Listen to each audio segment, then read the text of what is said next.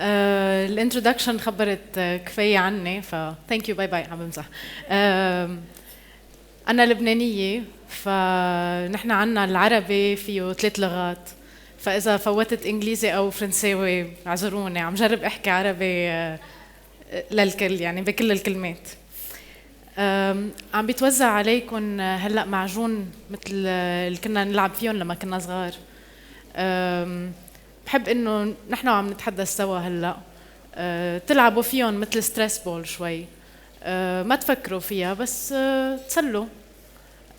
وبعدين بفسر لكم شو رح نعمل فيها. So have fun with it. مثل ما خبروكم انه انا امي فنانه، درست الفن وعلمت الفن لاولاد صغار من 6 سنين 7 سنين 8 سنين. فكان يعني انستتيوشن لإلي من انا وصغيره، يعني فوتتني على عالم الفن. وكان كتير الاكسبيرينس مع امي وكيف دخلتني بعالم الفن حلو، لانه هي كانت تعلم لاولاد الصغار كيف واحد يفكر مثل الارتست. يعني تاخد باول السنه ارتست ميرو مثلا، ميرو، وتفسر لهم للتلاميذ اللي عمرهم 6 سنين كيف كان هالارتست يفكر، هالفنان يفكر، وليش كان، من وين كان يستوحي، وليش كان يطلع معه هالاشكال هدول. فمثلا ميرو كان يستوحي من شقف المكانات، وكانوا التلاميذ يروحوا لعند اهلهم وعلى البيت ويلاقوا اشياء، مكانات، شقف مكانات، يمكن شقف من قطع سياره، مأكد ما يكونوا دينجرس لهم، ويجيبون على الصف ويقعدوا يرسمون ويعملوا منهم كاركترز، فيطلع معهم اشياء كتير حلوه. ما بيكونوا عم بينقلوا ميرو، بس بيكونوا عم بينقلوا تفكيره او الفلسفه تبعيته. كمان كانت كل سنه تنقي ارتست وتعرفون عليه، وكيف كان يعمل انتربريتيشن للموضوع اللي بينقيه. فمثلا كالدير مع البالانس، التوازن اللي كان يشتغلوا، وحتى الاشخاص كان يخترعون كمان من اشغال كالدير. فانا ربيت بهيدا الجو هيدا.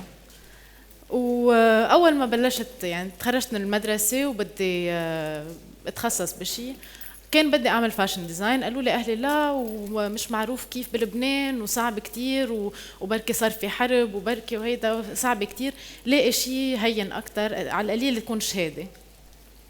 فتت عملت انتيريور ديزاين، اقرب شيء للموضوع اللي بدي اياه، وتخرجت منها. تعلمت بالال اي يو، تخرجت ورحت على اول شغل قدرت لاقيه، مكتب هندسي. وكان هيدا اول مره بتعرض للكوبي بيست، للنقل. فاول نهار بفوت لهونيك، بتعرف على المهندس وبيقول لي تفضلي، بيعطيني شقعه مجلات وكلها بوستت وراء. قلت له شو بدي اعمل فيهم؟ قال لي كل شغله معلم عليها بدي اياكي ترجعي ترسميها وتحطيها باللايبرري تبعنا، انه ساعتها كل ما يكون عندنا مشروع بناخد، بدنا باب من هون، بدنا شباك، بدنا كرسي، بدنا. هيدا كان اول اكسبيرينس وتقريبا اخر اكسبيرينس بالانتيريور ديزاين. رحت لعند اهلي قلت لهم ابدا، يلا انا اخذت الشهاده بس انا ما فيني اشتغل بهيدا الموضوع، رح اعمل فاشن ديزاين. افتكرت انه بالفاشن ديزاين ما رح يكون في نقل، واحد بيكون صغير. فبروح على بدرس فاشن ديزاين باسمود، وهنيك يعني كتير انبسطت، لانه اخذت كل الاشياء اللي تعلمتها بالانتيريور ديزاين وطبقتها بالفاشن ديزاين، وقعدت اخترع طرق جديده حتى كيف بدي نمي الكرياتيفيتي، وكيف بدي اخذ موضوع وطلع منه افكار وطلع منه اشكال. ف كتير تسليت ولعبت بالاشكال هيدا. يعني مثلا هيدي كانت بروجكت، مش بروجكت، هيدي كولكشن بعدين عملتها، بس بنفس التفكير. كان عن الجوست دانسرز وشيء اسمه الاثيروتوبي، يعني المكان الاخر اللي بنتخيله. فكان اخذت الموضوع تبع الراقصات والعالم اللي بيخترعوا لنفسهم هن وعم بيرقصوا، مثل كانه بيصير في عندهم عالم حواليهم بس لهم عايشين فيه هن. واخذت الموفمنت تبعت الفساتين والتياب اللي لابسينهم وحطيتهم على فلات دروينجز، ومنهم طلعت ديزاينز يعني فوليومز جديد، واستعملت ساعتها الميموري وايرز، ففوت التكنولوجي فيها حتى يضلوا واقفين التياب بهالطريقه بس بطريقه خفيفه وبيرجعوا بينضبوا. فمن هونيك يعني هذا الكولكشن.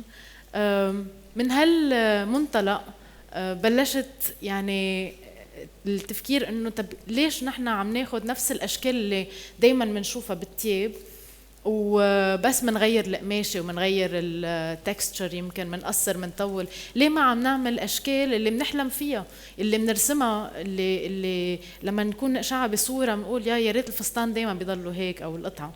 فصاروا سكالبتشرز، صرت اخترع سكالبتشرز اللي بينلبسوا تماثيل، ومنها انتقلت كمان على المجوهرات، بس مش مجوهرات يعني مش بالذهب، كانوا بيسز هيك قطع بينلبسوا. من بعد ما تخرجت من اسمود اشتغلت عند ميزون ربيع كيروز 5 سنين، وعند ربيع كيروز عطاني المجال انه افتح استوديو للشركه، يعني من نمي فيها كل هالمواضيع هيدي وبنخترع اشكال جديده. فبدل ما ناخذ مثلا موضوع الخريف مثلا او ايام السبعينات، كنا ناخذ مواضيع يعني اصعب وابستراكت اكثر. بس مثلا هيدي وحده من الكولكشنز اسمها فراكتلز، اللي هن اشكال بنطلعها على الكمبيوتر، وهي شكل بقلب شكل بقلب شكل بقلب شكل وبضلوا مكمل، يعني كل ما واحد فات بالشكل اكثر بيطلع له بعد اشياء بتنمى بقلبه. ومنها طلعنا كثير يعني شيبس وافكار جديده. فكان مثل انكيوبيتر استوديو عم نخترع فيها وننمي فيها كل شيء فيه، يعني مانيبيوليشن بالقماش، كيف فينا نعمل اشكال جديده مش شايفينها، وحتى بالنيتنج بالحياكه فتنا يعني حتى على قلب القماش كيف ينعمل، كيف بيتحيك. فبهالطريقه هيدي يعني كتير قليل كان يطلع لنا الاشياء اللي شايفينها من قبل ديجافو، دائما كان في شيء جديد، ومشان هيك فتنا على الماركت تبع باريس. فبهذا استوديو كنا نروح، وكنا مش بس انا وربيع، كان في معنا طالع حجار وماهر بصيبس، فكنا كلنا عم نشتغل سوا، وكان يعني جو كتير حلو. نروح على الاسواق مش بس بلبنان، بغير بلدان، رحنا على السوق بالكويت كمان، بباريس، بلندن، ونروح على وركشوبس واتوليات. مثلا هذا اتوليه بيعملوا فيه الورود بالقماش. تعرفنا على كتير اشياء، وكنا دايما نعمل ريسيرش، نجيب كتب، ما في معرض ما نروح عليه، ما في فلومه ما نحضرها، موسيقى، يعني من كل الجهات كنا نسكرها، يعني نستوحي من كل الاشياء، كل الحواس. ومثلا هيدي من الشيبس اللي كنا نخترعها، بس حتى يعني بدل ما يكون عندنا فورمز شايفينها من قبل، كيف فينا نعمل فورمز ثياتريكال بس بنفس الوقت بينلبسوا. فهيدي من بعد ما اشتغلت عند ربيع 5 سنين، هو فتح محل بوتيك ببيروت اسمه ستارتش، وقال لي ليه ما بتعرضي شي فكرة من أفكارك. فبلشت هون السكوير تي شيرتس، اللي هي كان تساؤل على انه ليش دايما الاشكال تبعية الثياب اللي بنلبسها بعدها هي ذاتها صار لنا 50 سنه بنلبسها على القليله. فاخذت التي شيرت وعملتها مربع، ولما ينلبس بيهدل بطريقه، وخصوصا انه كل انسان لما يلبسها بتهدل بطريقه غير. ومنها نميت كمان، هن اسمهم 80 باي 80 باي 80، 80 ب 80 ب 80، مثل كانه واحد عم بيشتري قطعه ارض، ف 80 سم ب 80 سم ب $80. وهيدا الانستليشن اللي عملتها كناية عن لوحة معمولة من 5 ب5 يعني 25 مربع، وكلهم مطرز عليهم، هلا هو ما كتير مبين بالصورة بس مطرز عليهم حبل. والصورة العامة بتاعتي التبعة تبع اصبعي اللي هي الايدنتيتي تبعيتي. فبيسكلي لما حدا يشتري وحدة من هالتيشيرتس بيصير بارت من كوميونتي اللي هن شارين الايدنتيتي تبعيتي، الهوية تبعيتي. وال 25 شخص بيكونوا مثل بيلتقوا بهاللوحة هيدي.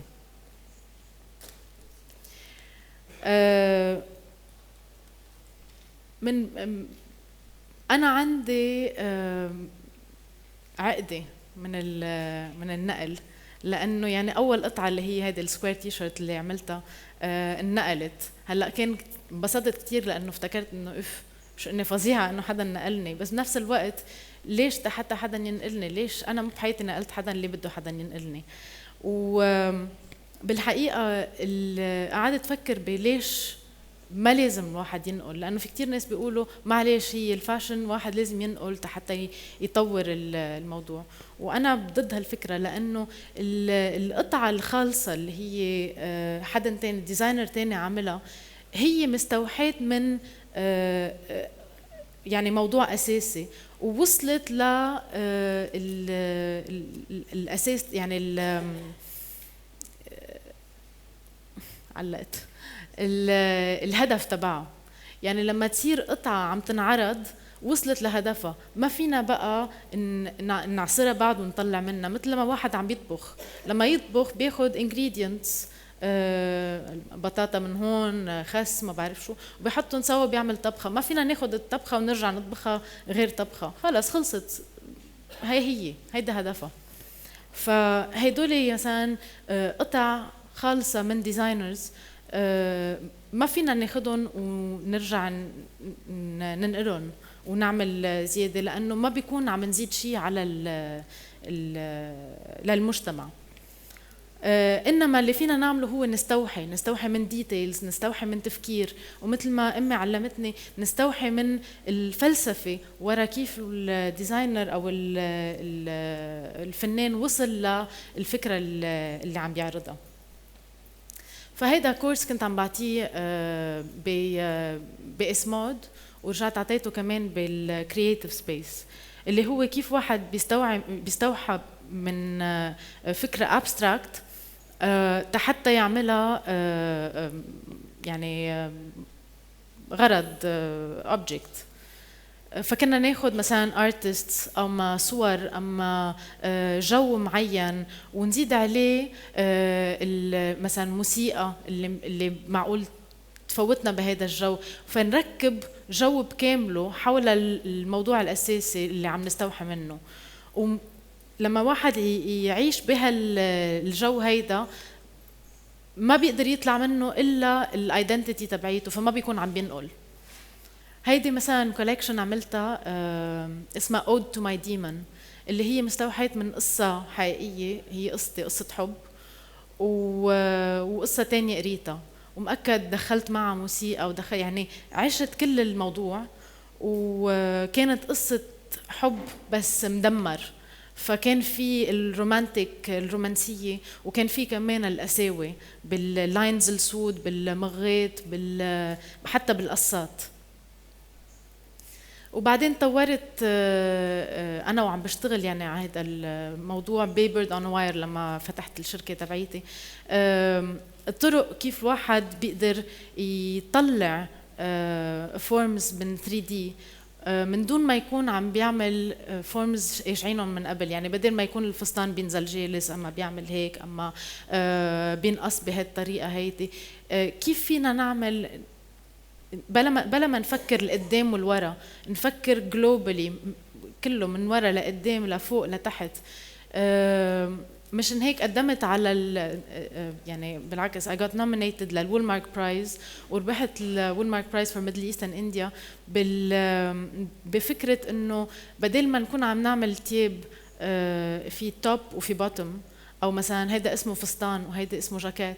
بفتكر وصلنا لمرحله بنقدر نطور هالتياب اللي عم نلبسهم، صار لنا مدري كم سنه حتى نعمل قطع ما لها اسم.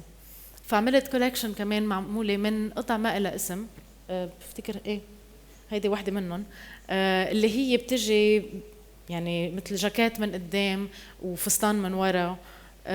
وجربت فوت هيدا الموضوع على الفاشن وورلد. هلا منها هالقد هينه واحد يفوت هيك شيء، فبفوتها شوي شوي.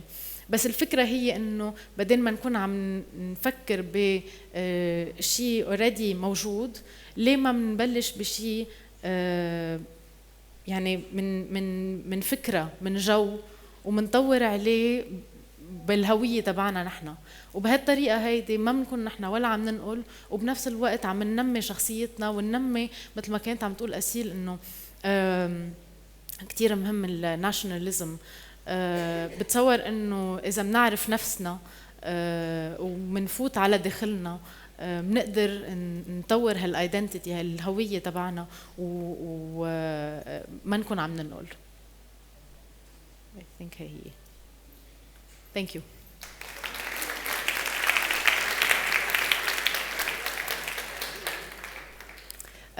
بعد في شغله، المعجون اللي بايديكم بفتكر كمان وزعوا عليكم شقف خشب ودويرات. بدي اياكم مثل ما هي، مثل ما وصلت بايديكم، مثل ما معجن هيدا برمتوها، اذا بتزيدوا الاربع مثل ما الاربع ستيكس والدويره، واذا بتجربوهم بكذا طريقه ببين معكم، لانه بيصيروا الستيكس هدول الخشبات اجرين وايدين، والدويره هي الراس، فبيطلع معكم اشكال جديده ل جارمنتس، لفساتين، لتي شيرتس، بهالطريقه واحد بيكون عم يفكر ب 3 دي. هيدي وحده من الطرق اللي كتير سمبل واحد. اذا بدكم تاخذوا صور وتحطوها على انستغرام هاشتاج نقاط كوبي بيست نقاط 2015. Thank you.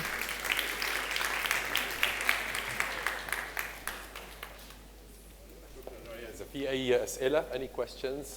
أهلا بالكويت. ريا، أنت مسيرتك تشبه شوي مسيرة كوكو شانيل. بلشت اخترعت ليتل بلاك دريس وكذا شيء تاني، وفوتت أقمشة كانوا يفكروها بالأول أنه بس للأشخاص الكادحين، وصارت something fashionable. فأنا سؤالي هلأ، أنت ما شاء الله الفكر تبعك بحسه كتير تقدمي بالنسبة خلينا نقول للأشخاص العاديين، لعامة الناس.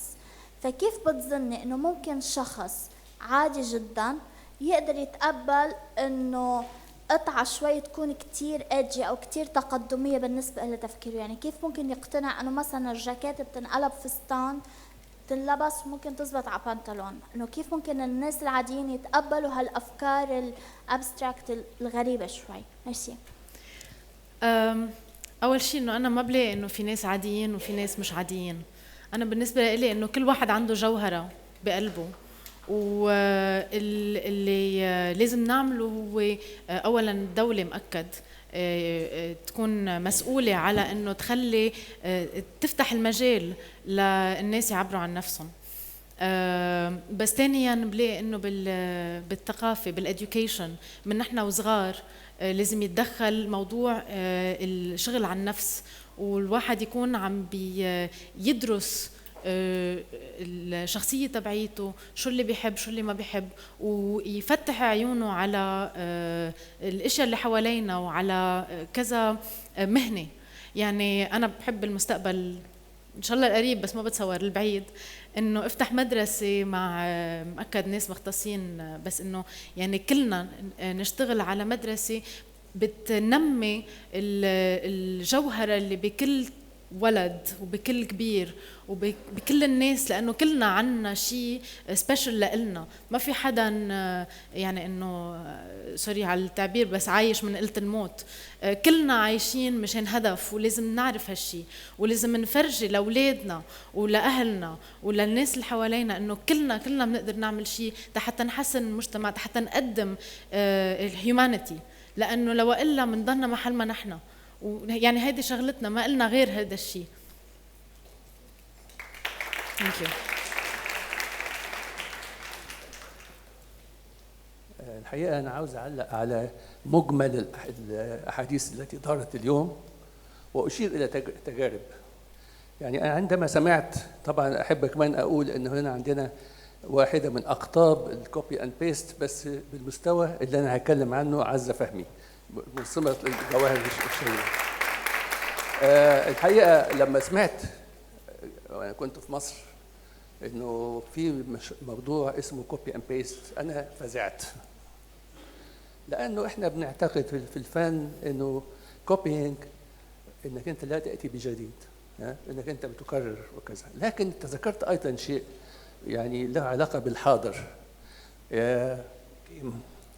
أما سمعت حكاية الماضي والنوستالجيا والحنين إلى الماضي وهل هو صح أو خطأ، تذكرت حالتين. الحالة الأولى السلفية التي نعاني منها في الوطن العربي الآن، وهي نوع من الحنين إلى الماضي. في نفس الوقت تذكرت عصر النهضة في أوروبا في القرن الثالث عشر والرابع عشر.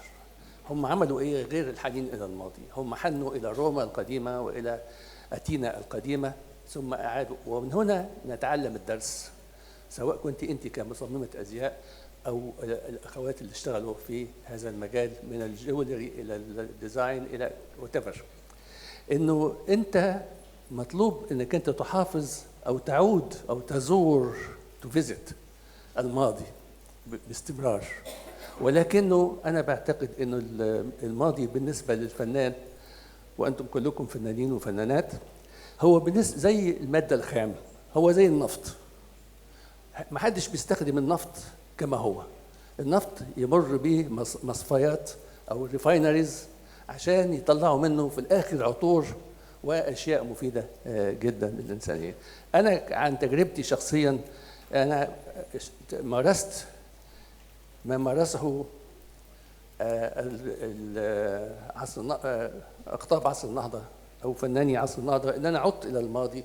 وكان الماضي بالنسبة لي، وأرجو أن يكون هذا درسا لجميع فنانين الوطن العربي، الماضي هو شيء ملتبس.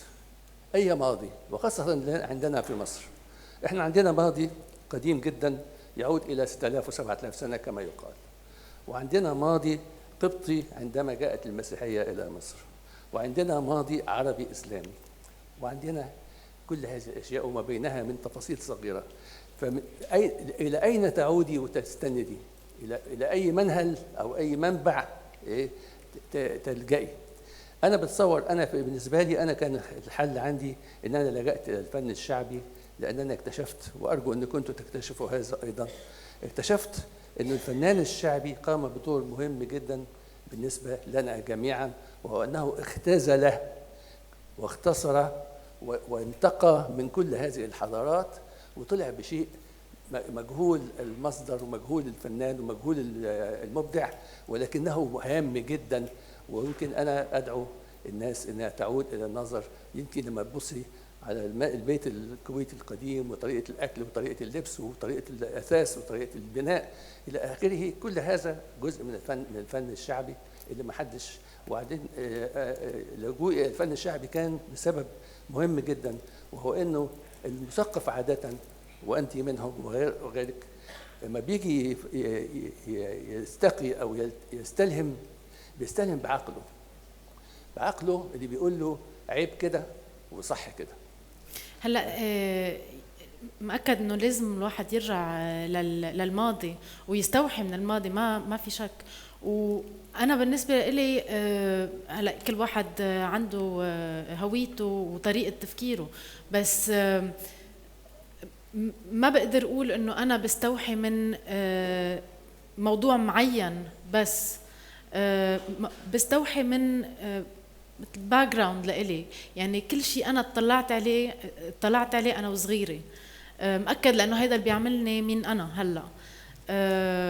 فما فيني اقول انه الفن الشعبي بس ولا تكنولوجيا او ما بعرف موضوع معين بالماضي تبعيتي، لانه في يعني الموضوع complicated اكثر من هيك. يعني الانسان منه بس معمول من شغله واحده، معمول من series of events بحياته اللي عملوه كونوه مثل ما هو هلا. فبستوحي من كتير اشياء، بس وكلنا يمكن او في كتير ناس بيستوحوا من نفس الاشياء اللي مريت انا فيها، بس الفرق هو كيف الواحد بيعبر عنها. وانا اللي عم بقوله انه كتير مهم الواحد يطلع لورا، بس بنفس الوقت كيف بيقدر ياخد اللي صار ويقدمه، يدفشه لبعيد اكتر، لانه ما فينا نضلنا عايشين ورا، ما فينا نضلنا عايشين بالماضي. الماضي صار ومرق، والحاضر مرق، بس بعد في المستقبل وما قلنا غيره لحتى نضلنا مكملين. لو إلا يعني رايحين على الزوال، يعني خلص ما في ما بنتقدم. وخصوصا نحن كشعب عربي يعني بأوروبا وبأمريكا وحتى باليابان في هالاطلاع هذا وفي هالتشجيع، بس بالوطن العربي بالمنطقة العربية في، ما بعرف إذا الكلمة مزبوطة، خمود. يعني شوي ارتخينا، قعدنا ومدينا اجرينا. هلا في عنا نحن كعرب هيك انه نقعد وبنرتاح وبننبسط ومدخن ارجيله، بس بنفس الوقت لازم نضلنا يعني نحن هيدا في عنا ماضي عريق وفيه كتير ثقافه، ما فينا نضلنا قاعدين وما عم نعمل شيء. ثانك يو. اول شيء شكرا على your presentation محاضرتك. ثانك يو. انا ماني ايش سوري. انا اتكلم من اكسبيرينس. انا كنت سنه 1980 كان عندي محل، وكنت اسافر باريس واختار ملابس كوكتيل دريسز وحق اعراس، فكانت اكسبيرينس يعني ذاك الوقت. هو طبعا يفكر الواحد انه صعبه ان الرجل يختار حق المراه، بس انا اعتقد افضل ان الرجل يختار حق المراه اللي تلبسها. فهذا اللي يعني لاحظته، لان عاده الرجل يختار حق المراه اللي هي يعني بيشوفها شكلها فيه حلو وزين، عرفت شلون؟ المراه تختار حق نفسها. فاللي قاعد يصير يعني انت مثلا مع خبرتك في التغيير، بس بالنهايه انت على اساس تبين الشكل اللي اللبس يكون شكله جميل وحلو، هو مو مساله تغيير. يعني تشوفين مثلا بنت تمر لابسه لبس يعني غريب، عرفت شلون؟ لانه غريب، مو لانه تحبه هي او لانه منظره جميل، عرفت شلون؟ فانا قصدي ان بالنهايه انت الناس اللي بتلبسها هالشيء او بيشترونه انه يكون شكله متناسق، يكون شكله قديم يعني جميل، عرفت شلون؟ يعني انا عارف انت تحاول تركبين وتدخلين موضوع السايكولوجي باللبس عرفت شلون السمور، بس بالنهايه ذا اند اوف ذا داي انت تبين يعني تشوفين لما المراه تلبس اللبس او حتى الرجل، يعني عرفت شلون؟ انه يكون منظره حلو ومنظره متناسق. فاحنا الحين ماشيين بالفاشن، بس الفاشن اللي قاعدين يمشون فيه عند نيو جنريشن يعني بعض الملابس مغزله للنظر، عرفت شلون؟ يعني هي صح انها فانكي شكل ما يقولون وشكلها غريب، بس ما هي جميله بالنهايه. هلا في شغله انه الدنيا اذواق، فما فيني اقول انا انه هيدا حلو ولا هيدا مش حلو. ما فينا نعدم هاللوك هيدا ولا هيدا اللوك. انا بقول انه كل شيء اللي فيه على القليل احترام الشخص اللي لابسه والشخص اللي حواليه، الاشخاص اللي حواليه. بتصور اذا ضلينا بهيدا المنطق ما بيكون حدا عم بيزعج حدا. يعني يمكن انا لاقي فساتين ما بعرف الي صعب، مش حلوين يمكن، او مش ذوقي، بس منه ما عم بيأذيني لما اقشعهم. يعني ما عم بيقلل تهذيب، ما عم بيقلل قيمه للمرأة.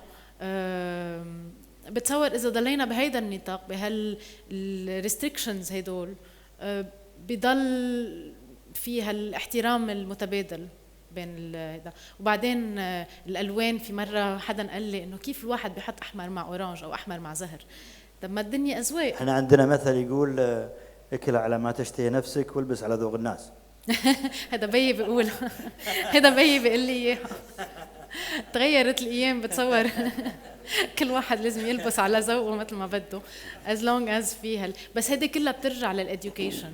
اذا كان الإديوكيشن ايه تمام.